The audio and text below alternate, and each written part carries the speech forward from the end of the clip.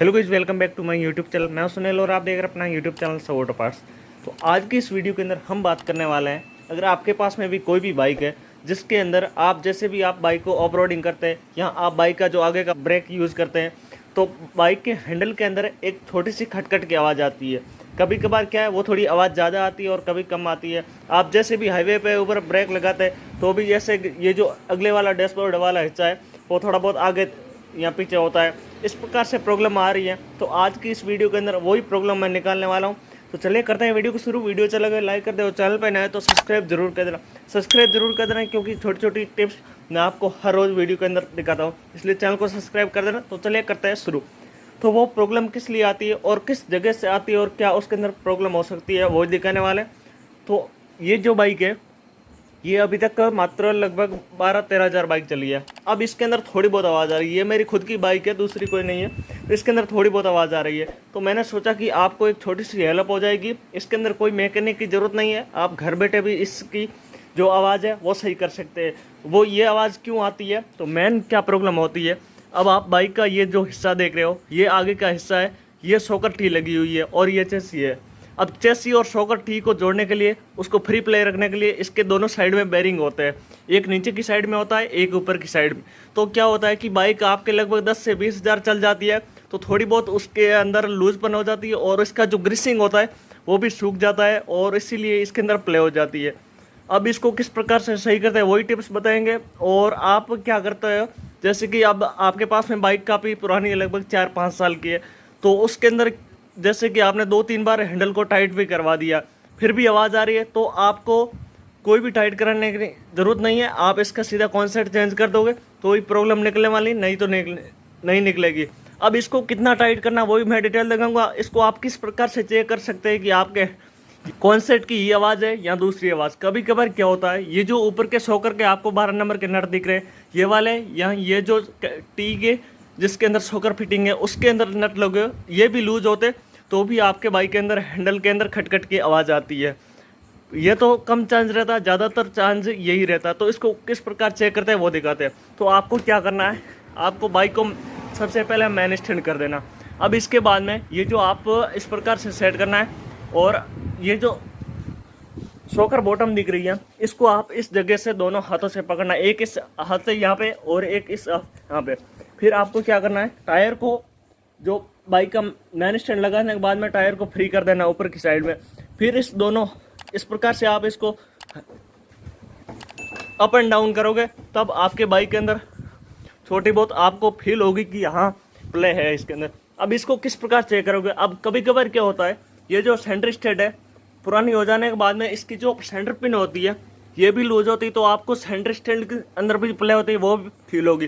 परंतु उसको आप क्या करें, कोई भी एक बंदे को मैन स्टैंड करके पीछे की साइड में बैठा दीजिए और ये जो पीछे का ब्रेक है इसके ऊपर पैर रखने को बोल दीजिए, तो बाइक का जो सेंटर स्टेट का है वो ख़त्म हो जाएगा। सिर्फ आपको हैंडल टी होती है उसका ही आपको मालूम चलेगा कि क्या प्रॉब्लम है। अब उसके बाद में टाइट किस प्रकार करते हैं वो दिखाऊंगा और कौन सा टूल यूज़ करना है और किस। तो आपको क्या करना है, सबसे पहले आपके बाइक के अंदर ये जो ऊपर 30 नंबर का नट होता है मैन जो हैंडल टी का है, इसको आप लूज़ करना है। अब मेरी बाइक है, इसके अंदर आपको अब देख लीजिए हीरो की स्प्लेंडर आती है तो उसका मैं आपको दिखा देता हूँ। ये है, इसके अंदर आप सीधा स्पनर लगाने की कोशिश करोगे तो यहाँ पे स्पनर लगेगा नहीं। तो आपको क्या करना है, ये जो 4 बोल्ट दिख रहे हैं इसको आप खोल के ये हैंडल को निकाल दीजिए और फिर इस जगह 30 नंबर की गोटी से आप यूज़ करके इसको लूज़ कर दीजिए। तो मेरी बाइक के अंदर क्या है कि ये सीधा जैसे कि होंडा की है तो उसके अंदर साइन के अगर साइन होती है तो उसी के अंदर इस प्रकार से 30 नंबर का स्पैनर लग जाएगा और आप इसको 1 या 2 चूड़ी खोल लीजिए, ज़्यादा नहीं खोल दीजिए। इसको कितना खोलना, ओनली फॉर 2 चूड़ी ही लूज़ करना है। बस इतना लूज़ क्यों करना है कि ये जो नीचे का मैन नट होता है चेक नट, ये थोड़ा इसके अंदर फ्री प्ले हो जाए। अब हमारे को क्या करना है, इसका भी एक टूल आता है इसको टाइट करने के लिए, अगर आपके पास है तो वो आप यूज़ कर दीजिए। मैं यूज़ करने का ट्रिक बता देता हूँ। अगर आपके पास नहीं है तो आप एक छोटी सी स्क्रूड्राइवर या एक छोटी सी चीनी और हथौड़े की मदद से भी टाइट कर दीजिए, और कितना करना वो भी आपको मैं दिखाऊंगा। तो ये जो टूल आप देख रहे हो ये होता है बाइक के अंदर 2 काम आने वाला है। एक तो आप ये चेक नट टाइट कर सकते हो और दूसरा इसका जो शॉकर होता है उसको अप एंड डाउन कर सकते हो। तो अब इसको आप क्या करें, अगर आपको टाइट करना है तो इस प्रकार से हाथ में पकड़ के इसके अंदर यहाँ पे आपको एक स्लॉट दिख जाएगी। एक पूरे नट के अंदर 4 स्लॉट होते हैं। आप एक स्लॉट के अंदर ये देख लीजिए मैंने इस प्रकार से लगा दिया है और इस प्रकार से मैं राइट साइड में मूव करूँगा तो ये जो चेक नट है वो टाइट हो जाएगा। थोड़ा ही लूज है, ज़्यादातर टाइट ही है, तो इसको मैं थोड़ा बहुत टाइट कर देता हूँ। इसको आप आपके अनुसार टाइट करना। जैसे कि कई बाइकों के अंदर क्या होती है, इसके अंदर प्ले ज़्यादा होती है तो आपको एक चूड़ी पूरी करना है। अगर आपको चेक करना है कि प्ले कम ही है, थोड़े बहुत कड़ों में ही आवाज़ करते, ज़्यादा नहीं करनी, तो इसको आधी चूड़ी टाइट करके फिर आप क्या करें, ये जो ऊपर का मेन नट है तो इस नट को आपको क्या करना है, हैंड टाइट एक बार कर दीजिए। अब मैंने इसका थोड़ी बहुत चूड़ी टाइट कर दिया है। अब इसको मैं क्या करता हूँ, फिर से इसको हैंड टाइट कर देता हूँ। इतना करके फिर से आपको इसका जो शॉकर बॉटम है उसको फिर से आपको मैंने जो पहले ट्रिक बताई थी उसी प्रकार से फिर इसको चेक करें। अगर आपको लगता है कि प्रॉब्लम सोल्व हो चुकी है तो आप इसको फुल टाइट कर दीजिए। अगर नहीं हो सोल्व हुई है तो आप इसको थोड़ा बहुत और टाइट कर दीजिए।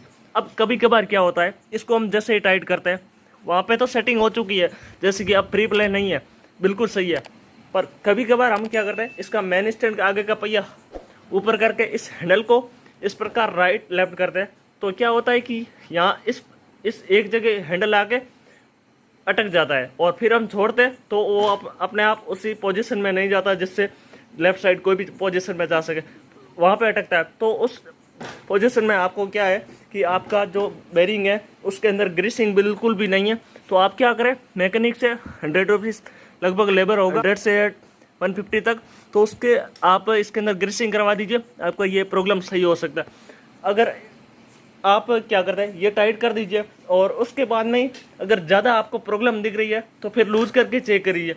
अगर वो भी प्रॉब्लम सही नहीं हो रही है तो आपको इसका जो कॉन्सेप्ट है वो चेंज कराना ही पड़ेगा।